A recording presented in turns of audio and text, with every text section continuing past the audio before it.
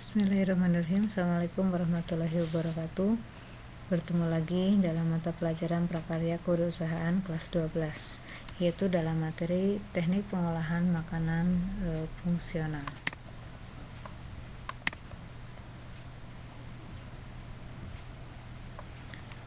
Pengolahan merupakan proses membuat atau menciptakan bahan dasar menjadi produk jadi agar dapat dimanfaatkan untuk kebaikan. Pada dasarnya, teknik yang digunakan untuk pengolahan produk makanan atau minuman fungsional hampir sama dengan teknologi untuk pengolahan pada umumnya. Teknik pengolahan produk bergantung dari bahan baku dan produk akhir yang akan dibuat. Ada beberapa teknik pengolahan makanan fungsional. Yang pertama adalah pengolahan dengan suhu tinggi, pengolahan dengan suhu rendah, pengolahan dengan pengeringan, pengolahan dengan garam, asam, gula, dan bahan kimia, pengolahan dengan iradiasi, dan pengolahan dengan fermentasi. Kita mulai dari yang pertama, yaitu pengolahan dengan suhu tinggi. Ada 3 teknik yang bisa digunakan, yaitu teknik blanching, teknik pasteurisasi, dan teknik sterilisasi. Teknik blanching yaitu proses pemanasan bahan pangan dengan uap atau air panas secara langsung pada suhu kurang dari 100 derajat Celcius, yaitu antara 75 sampai 95 derajat Celcius selama 10 menit, kurang dari 10 menit. Tujuannya adalah untuk menginaktifkan enzim, melayukan jaringan sehingga mudah dikemas, menghilangkan gas dari dalam jaringan, dan menaikkan suhu awal bahan sebelum disterilisasi. Kemudian yang kedua ada pasteurisasi, yaitu proses pemanasan bahan pangan pada suhu 60 sampai 105 derajat Celcius dengan waktu yang bervariasi tergantung dari bahan suhu dan jenis bahan pangannya. Yang ketiga ada sterilisasi, yaitu proses pemanasan bahan pangan dengan suhu panas, yaitu lebih dari 100 derajat Celcius dan tekanan tinggi selama 30 menit hingga beberapa jam. Tujuannya adalah untuk mematikan mikroba, yaitu mensterilisasi secara total atau absolut, untuk menginaktifkan spora mikroba pembusuk, khususnya yang anaerobik, yaitu sterilisasi komersial.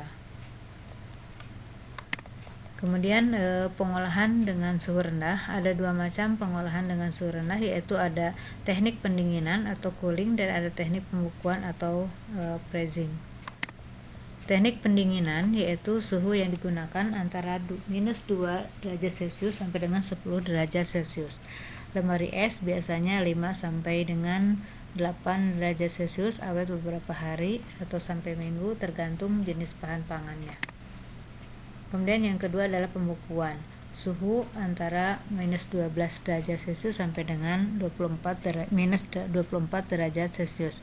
Pembekuan cepat yaitu antara minus 24 derajat Celcius sampai dengan minus 40 derajat Celcius, yaitu untuk kurang dari 30 menit. Sedangkan pembekuan lambat bisa dalam jangka waktu yang lama, yaitu 30 sampai 72 jam. Lalu yang berikutnya adalah pengolahan dengan pengeringan.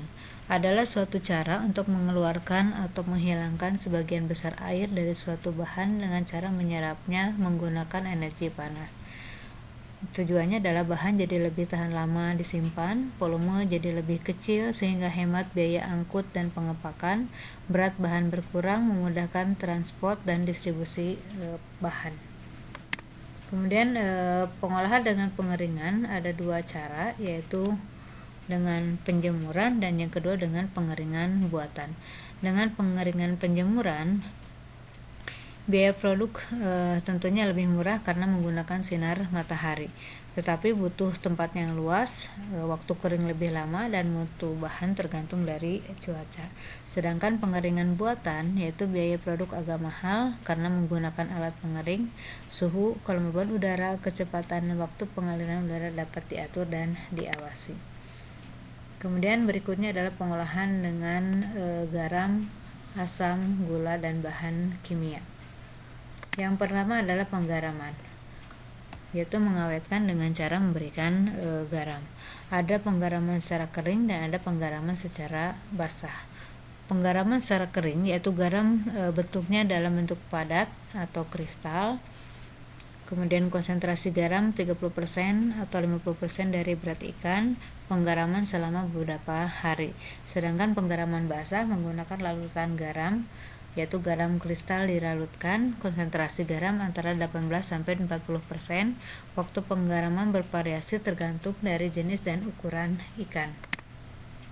Kemudian berikutnya adalah pengasaman, yaitu menambahkan senyawa asam dalam bahan makanan. Ada beberapa jenis asam yang bisa digunakan. Ada pengasaman yang secara kimiawi dan juga ada secara alami. Contoh dari produk pengasaman ini adalah acar misalnya. Kemudian berikutnya adalah pengawetan dengan teknik pengolahan dengan cara penggulaan, yaitu menambahkan gula pada jenis bahan makanan tertentu untuk diawetkan. Misalnya contohnya adalah dibuat semacam jelly, kemudian selai dan lain sebagainya, manisan misalkan dan sebagainya. Kemudian berikutnya adalah teknik penggunaan bahan pengawet lainnya, yaitu food preservative.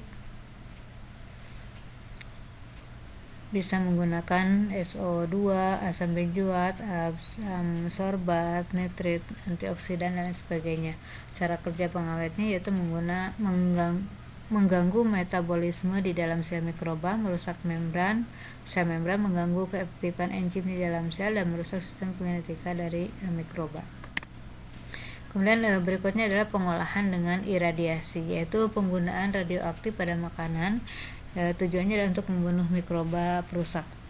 Paling banyak digunakan yaitu ada penggunaan sinar gamma karena memiliki daya tembus yang paling besar. Penggunaan sinar gamma atau yang disebut juga dengan iradiasi. Kemudian pengolahan dengan fermentasi, yaitu proses oksidasi anaerobik atau partial anaerobik karbohidrat yang menghasilkan alkohol serta beberapa asam.